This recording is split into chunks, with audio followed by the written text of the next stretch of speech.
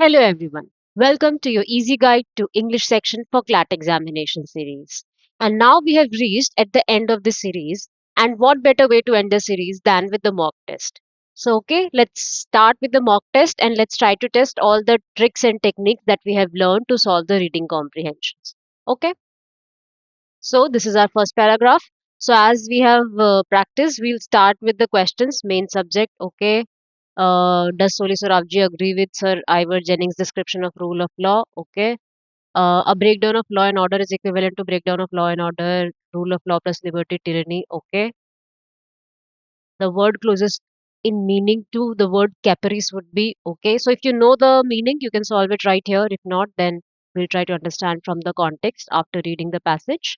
The idea that law and uncertainty do not go along together was initially stated by, okay. Okay, so these were all the questions, and now let's read the passage quickly. The rule of law, owing to its indiscriminate use at seminars and lectures, has meant different things to different people at different times. Probably that is what is expected, sorry, that is what exasperated Sir Ivor Jennings, the famous constitutional historian, to characterize the rule of law as an unruly horse. So we have a question from this part. I thoroughly disagree with this description because if we properly understand and appreciate its essence, the rule of law can be noble steed with a good jockey in the saddle. Hence, there is need for clarity on the subject. First and foremost, the rule of law should not be equated with law and order. The breakdown of law and order is a temporary phenomena. A breakdown of rule of law means the collapse of good governance and the breakdown of constitutional machinery in a state. Remember that the rule of law is not a legalistic slogan. It symbolizes an enlightened civilized society's quest to combine that degree of liberty without which law is tyranny with that degree of law without which liberty becomes license. An essential component of rule of law is that the exercise of governmental powers prejudicial to a person must have the sanction of law. Consequently, the holding of a public meeting or staging of a dramatic performance cannot be prohibited by an executive order without the sanction of law. Again, a playbook or a book cannot be banned by administrative circular without the balancing of a law. When John Adams used the historic phrase, a government of law and not of men, he was not indulging in a rhetorical flourish, but was flatly repudiating the idea of rule by fiat or firman, sorry, by individual whim and caprice. Okay, the caprice has been asked in the question. He was emphasizing that Burke had earlier said that law and arbitrariness are sworn enemies. Again, a very important part where the question has been formed. The basic tenet of rule of law is however high you may be, the law is above you. You may be the prime minister or the speaker or the imam or the archbishop or a judge or Shankaracharya or whoever. All are equally subject to law. That imparts the element of non discrimination in the concept of rule of law. Rule of law is essential for the protection of human rights. The Universal Declaration of Human Rights, 1948, the Magna Carta of mankind, in its third preamble, mentions that human rights should be protected by rule of law. In its path-breaking judgment in Keshwananda Bharati's case, our Supreme Court ruled that there are certain essential features of the Constitution which cannot be amended by Parliament even if it possesses the requisite majority. In its list of essential features is included the rule of law. It is important not to confuse rule of law by rule by law. The existence of a law is necessary, but that is not sufficient. The law must have a certain core component which guarantees the basic human rights and the human dignity of every person. Nazi Germany put Jews in the concentration camps and thereafter sent them to the gas chambers. The justification offered was that there was a law which empowered such acts to be done, but that was rule of law, not rule. Sorry, but that was rule by law and not rule of law. During the apartheid regime in South Africa, repressive and racially discriminatory laws against black majority were sought to be justified on the basis of enacted laws. It is a hearsay that mere existence of a law would permit gross violation of human rights at the altar of the rule of law. Above all, It must be remembered that there is nothing Western or Eastern or Northern or Southern about the lofty concept of rule of law. It has a global reach and global dimension. In the memorable words of late Justice Vivian Bose of our Supreme Court, rule of law is the heritage of all mankind because its ultimate rationale is belief in the human rights and human dignity for all individuals everywhere in the world. Okay, now let's look at the questions. The main subject of the above article is rule by law, breakdown of rule of law, the Indian judiciary, or none of the above. So the correct option is D, none of the above. So when you have read such a long passage and you are in a hurry because you think a lot of time has already passed in reading itself, you might skip that the A option is rule by law and not rule of law. A lot of students commit this mistake. In a hurry, they do not read the options of the question carefully and they commit mistake. It's a very simple question only if you have read it thoroughly. So please be mindful, please be patient when you're reading questions and options. I mean, you have to be quick. Speed matters, of course, but accuracy is equally important. Okay. The passage primarily discusses the concept and the essence of rule of law, not its breakdown, nor the rule by law or judiciary in general. So it's about rule of law and not about. I mean, it's about rule of law, its global relevance and all those. So amongst these, option D, none of the above is correct option. Does Soli Sorabji agree with Sir Ivor Jennings' description of rule of law? No, his description is exactly the opposite because in the passage we see that Soli Sorabji writes, I thoroughly disagree with this description and rule of law is not an unruly horse but a noble steed. Okay, so this was clearly written in the passage. Question 3. So there are two statements. We have to identify which of them are true or if both are true. A breakdown of law and order is equivalent to a breakdown of rule of law. Statement 1. Statement 2, rule of law plus liberty equals to tyranny. So, both the statements are false as per the passage. Question 4. The word closest in meaning to the word caprice would be option A, impulse. Caprice refers to sudden or unpredictable behavior or decisions akin to impulse or whim. So, something like on a caprice's whim, like just an impulsive thought and you've just acted on it. That would be acting on caprice. The idea that law and uncertainty do not go along together was initially stated by Burke. It is clearly mentioned in the passage. Adams, was emphasizing that Burke had earlier said that law and arbitrariness are sworn enemies. Okay. Let's get to the next comprehension.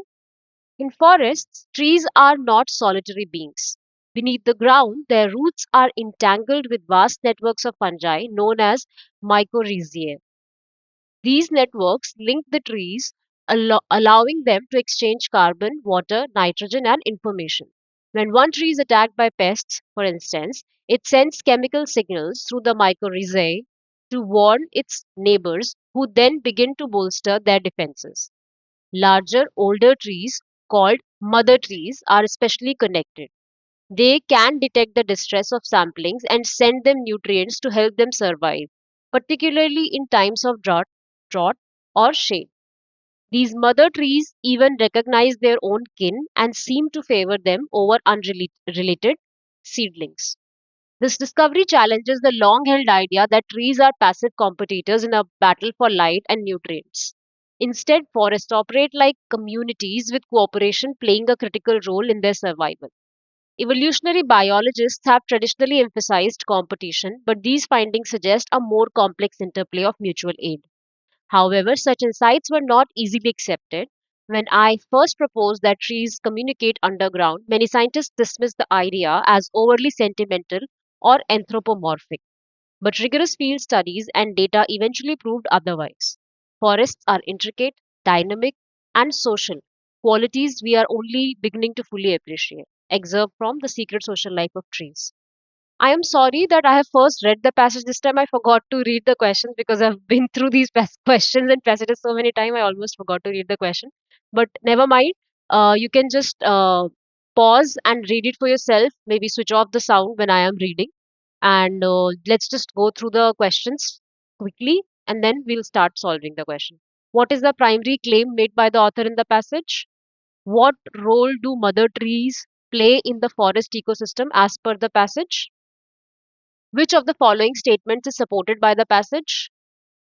Why were author's ideas initially rejected?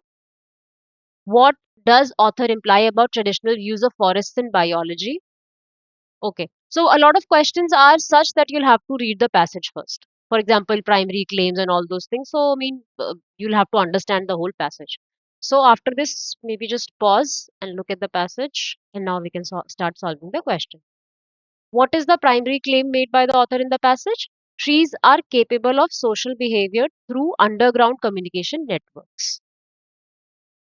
Uh, what role do mother trees play in the forest ecosystem as per the passage?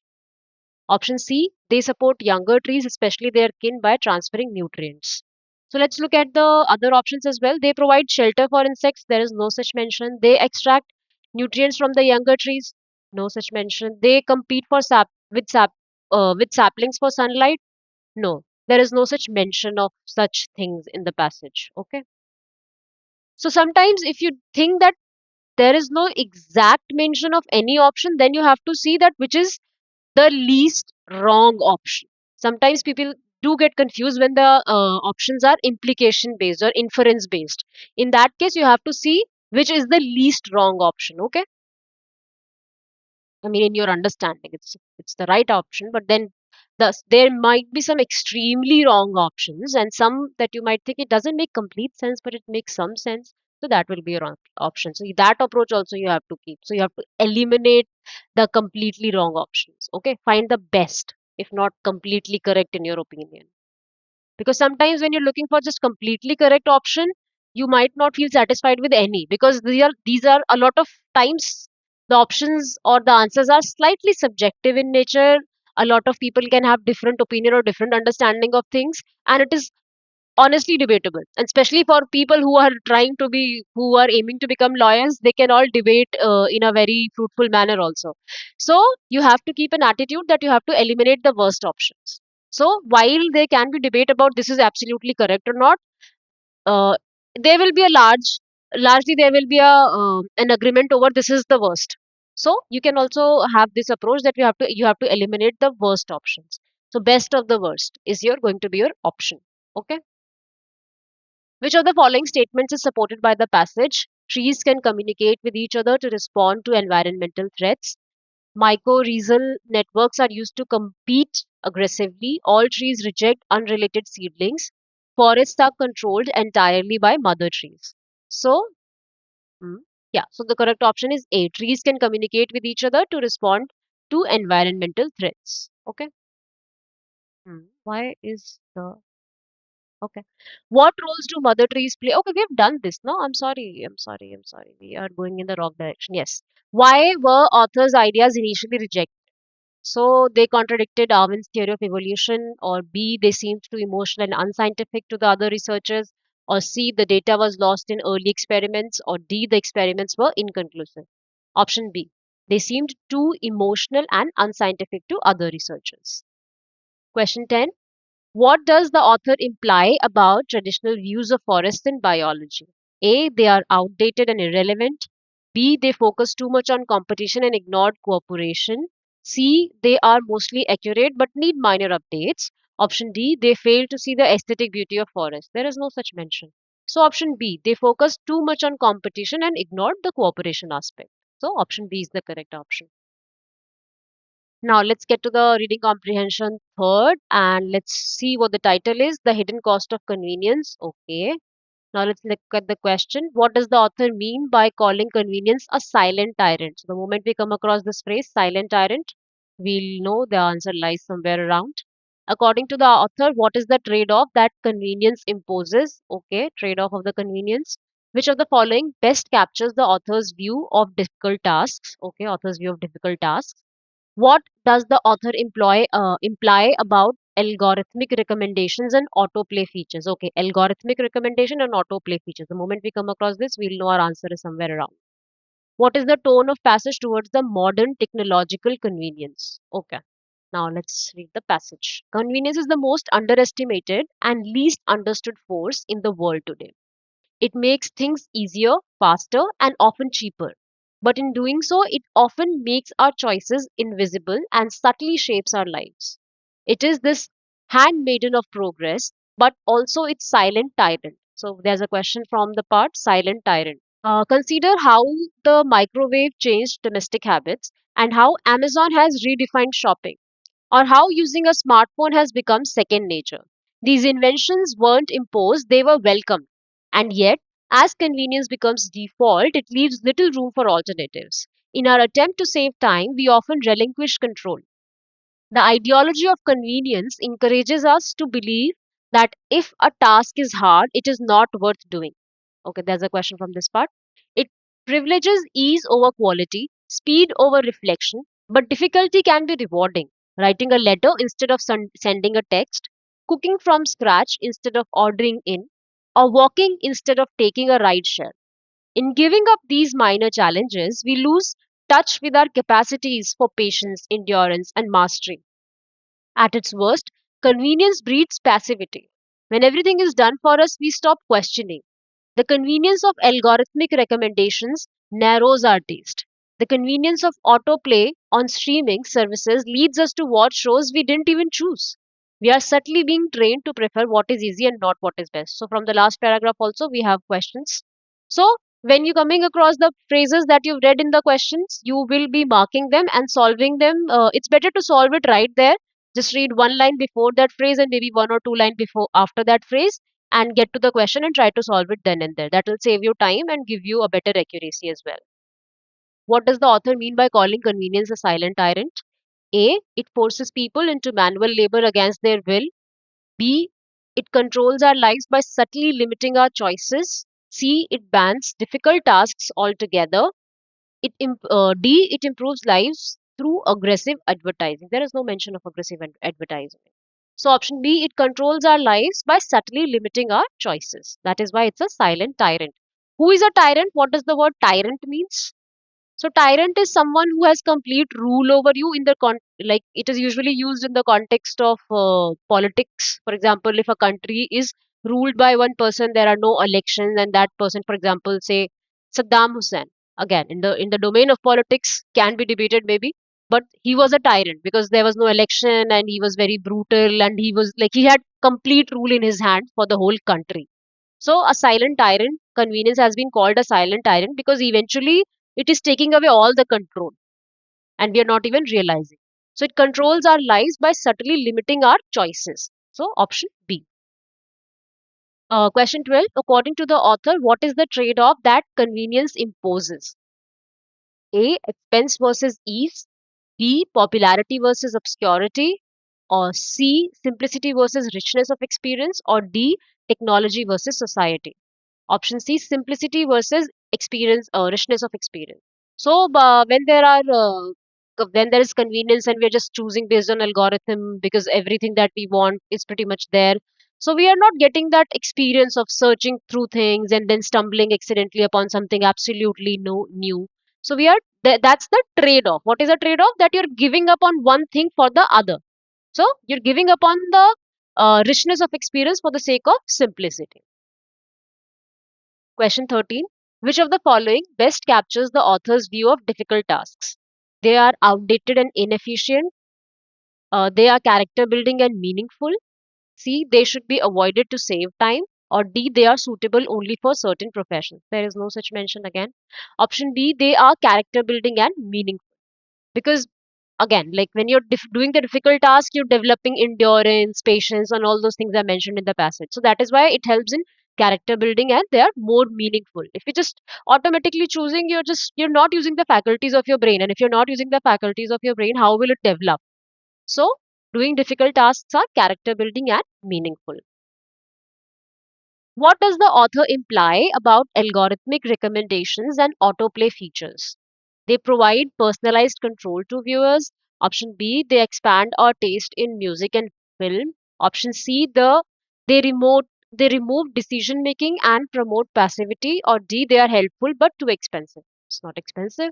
Option C, they remove decision making and promote passivity because everything is just right there. And if you have liked certain kind of music at a point, your algorithm will recognize that you like this kind of music, and then it will keep giving you recommendation of that specific kind of music, and you will not have any further sense of adventure or looking for different something different or coming across something different. And there will be a passivity, because passively whatever is coming in front of you, you're just choosing it. You're not actively using your choices, because there are so many things. If there are so many different kinds of options available, then you will be rejecting something, selecting something, then you might have doubts about something, so you will be more active in your involvement. But passive means you're not being very active about it, you're just passively, you're just like, there isn't much activity involved in choosing anything. So what you like, it has been set by algorithm, and you're not making actively making decision, you're just passively choosing because it is right in front of you and you've gotten used to it. Okay, so that's promoting passivity. What is the tone of the passage towards modern technological convenience? Completely supportive, mocking and dismissive, cautiously critical, indifferent and factual. So, option C, cautiously critical. It's not supportive at all. Of course, it has been criticizing convenience. It has called it subtly tyrant, that is, it's controlling you. Mocking and dismissive, there has been no sense of mocking. There are no sarcasm used. There is no humor or trying to, be dismissive about it. They are not even indifferent, because they have criticized convenience, saying that it is making us passive, it is making us not use the faculties of our mind. So all those things are also mentioned. So we cannot say it is indifferent. So cautiously critical. So it is critically, criticizing the whole technological convenience, the concept of technological convenience. Okay. Now let's get to our comprehension 4. Before that, the title is a picture of memory and mistakes. Okay, let's look at the question. What does Datta's final reflection suggest about the story's central theme? Okay, so the moment we come across the phrase Datta's final reflection, something of that sort, we'll know our answer lies somewhere around. Why does Datta feel both relief and remorse at the end of the story? What irony is present in the story? Okay, I hope you remember what irony is.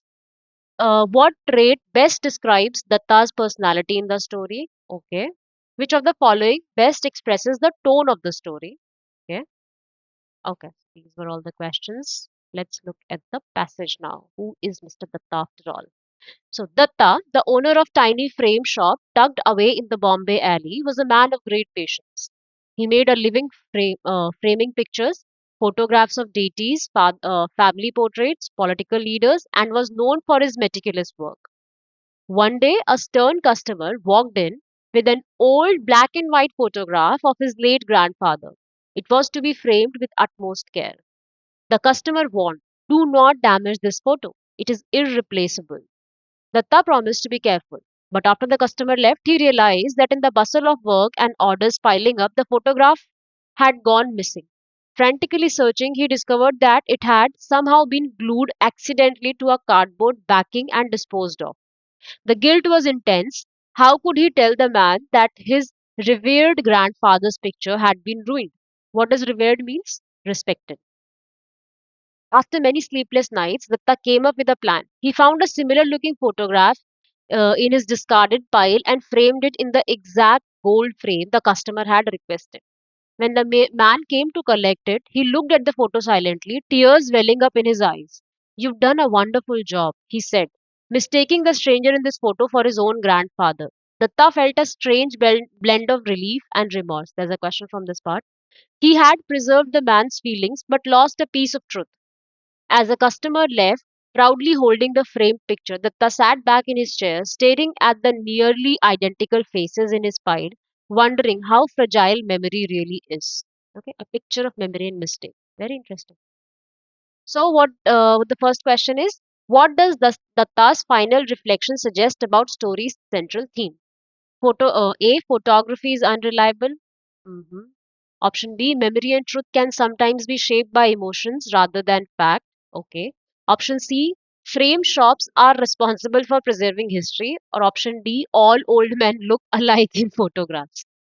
So, what do you think? All old men look alike in the photographs is the right option? Of course not. Option B. Memory and truth can sometimes be shaped by emotions rather than fact. So, basically, That man is so full of emotions that he is not being very cautious or very skeptical about the picture. He just looks at the picture and his emotions sort of blind him, and he kind of skips or does not is not able to see that this person in the photograph is not really his grandfather.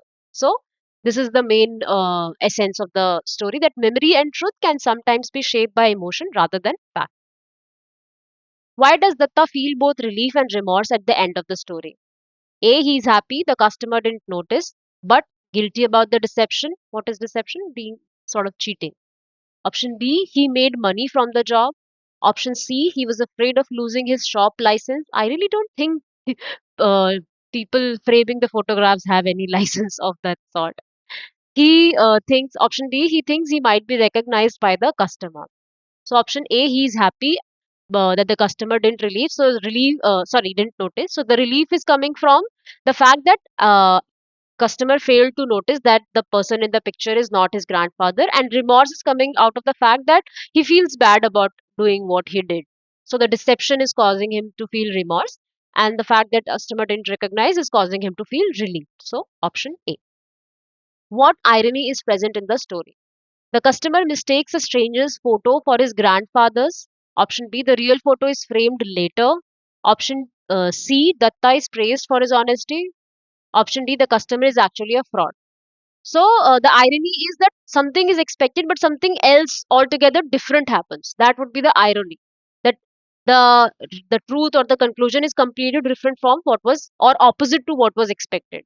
So the person who is so emotional about his grandfather does it fails to recognize that the person in the photograph is not his grandfather. So that is the irony in the story. The customer mistakes a stranger's photo for his grandfather, although he feels so attached to him.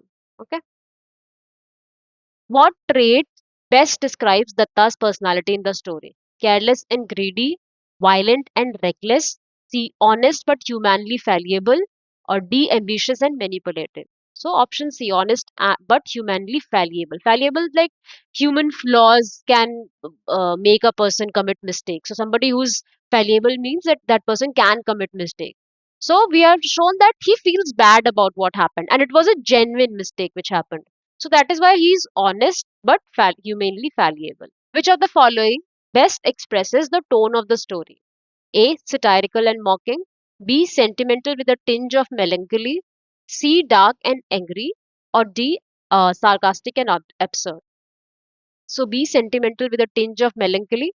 So we feel there's a lot of sentiment involved, that we see the man is so attached to his grandfather and he brings the photo for framing, and the tinge of melancholy because after all, the real photo could not be framed, and there is someone else in the frame rather than his grandfather. So there's a tinge of melancholy. Even the shopkeeper feels bad about, cheating.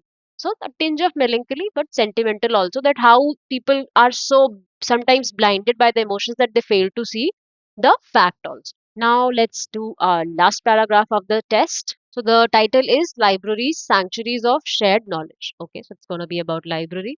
Let's look at the question. What is the central thesis of the passage? So we'll have to read the passage, and after that we'll be able to solve. Which of the following statements is not made by the author? Again, we'll have to read the whole thing and then only we'll understand. Question 23. According to the passage, how do libraries contrast with algorithm driven platforms? Okay, so moment you come across algorithm driven platforms, we'll know our answer is somewhere around.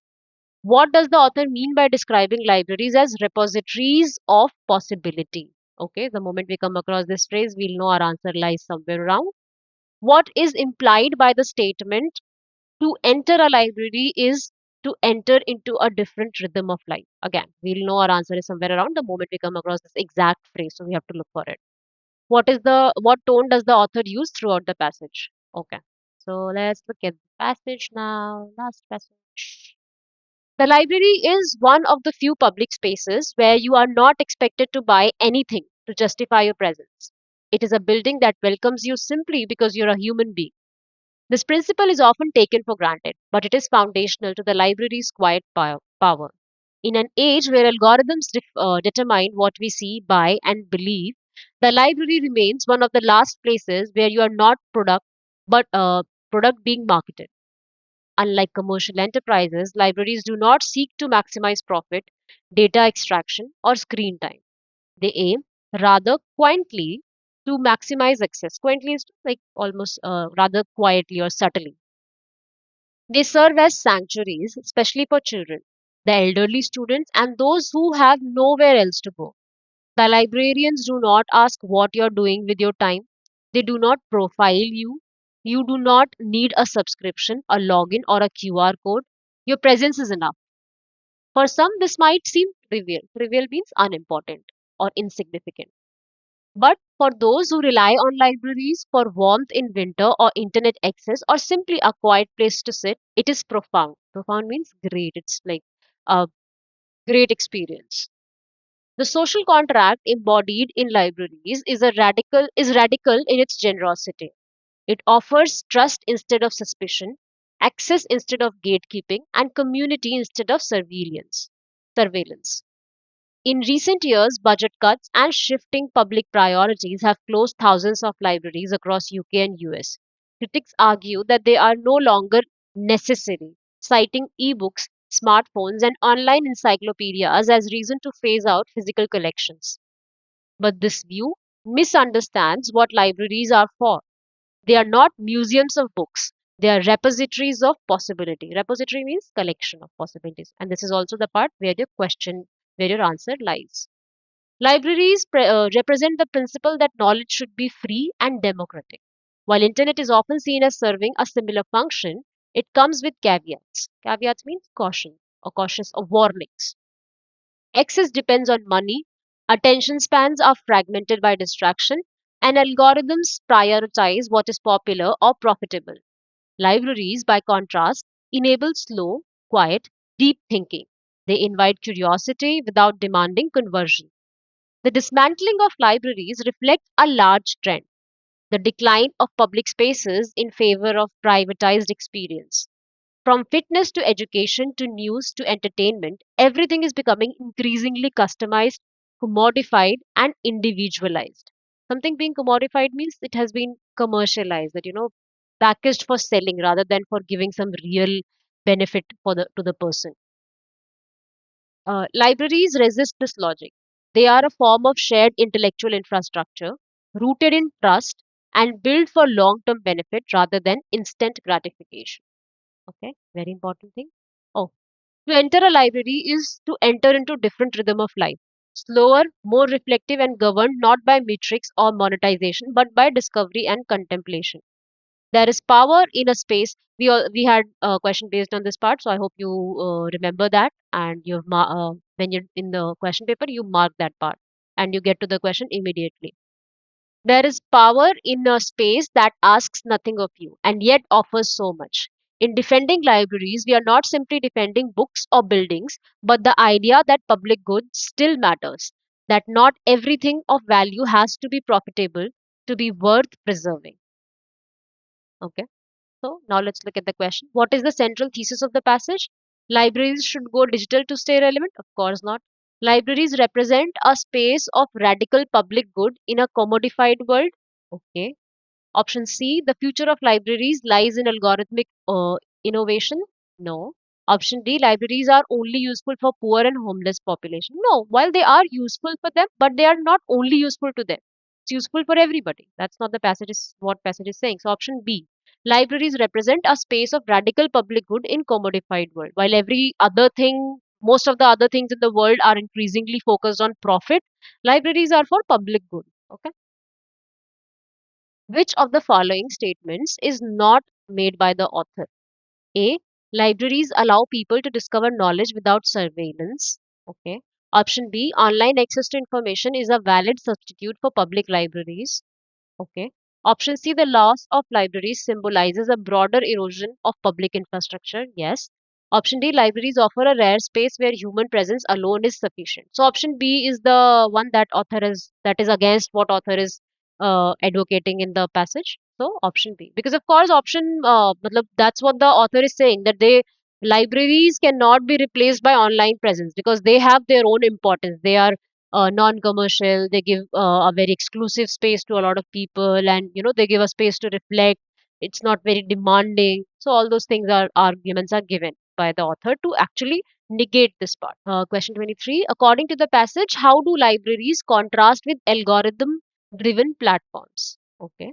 A. Libraries recommend content based on popularity. Of course not. If you've ever been to a library, you'll know this is not the case. So you don't even need to read the passage for this. Libraries do not collect or commercialize personal data. Doesn't make sense. Libraries require multiple forms of authentication. Why would that be? Libraries cater only to people with membership. So, of course, these it's not making any sense. Libraries do not collect or commercialize personal data. Okay. So this is how they contrast with the algorithm driven platforms. Question 24. What does the author mean by describing libraries as repositories of possibility? So, I mean a collection of possibility or a storehouse of possibility. They store job applications and business ideas. Okay. They sell books that people might want. Libraries don't sell books, I mean, of course. They are places where people can explore freely and imagine futures. They preserve old knowledge systems without question. So, option C, they are places where people can explore freely and imagine futures. Because otherwise, in the other options are algorithm driven, and course, then if you are driven by the algorithm and your algorithms are taking you to a place, you are not exploring things. You're just following that one path that the algorithm has set for you. You're not uh, utilizing your imaginative faculties. You're not imagining. You're not freely exploring. So that they are repositories of features because sorry, repositories of possibility, because you're reading so many different things, and there is no specific order in which things are aligning. You're just reading book and it has so many different aspects or dimensions that you are exploring. You know, you read this book, that book, so many different places you can switch to, unlike the straight path set by algorithm in the digital world. Okay. Question 25. What is implied by the statement to enter a library is to enter a different rhythm of life? A. Libraries are noisy places with unpredictable schedules. Of course not. Option B. Libraries operate on outdated systems and are slow to change. Of course not. Libraries, I mean, that's the case, but that is not implied by the statement. That could be the case, but that is not implied by the statement. Libraries offer a contemplative, non commercial alternative to modern life. Or D, libraries operate under strict time constraints, unlike other spaces. So the correct option is option C. Libraries offer a contemplative. Contemplative means you can like a place to think. Contemplative, non-commercial alternative to modern life. That is why it feels like you've entered in a very different rhythm of life. Otherwise, in the commercial, fast-paced world or a digital world, you can like there are a list of 20 books on one topic that you can just type and get it in a matter of seconds. But here, the whole thing is it's relatively slow, so you can think, you can absorb knowledge. So it has a very different rhythm from the commercial alternative life that exists in the digital world or otherwise the world outside library.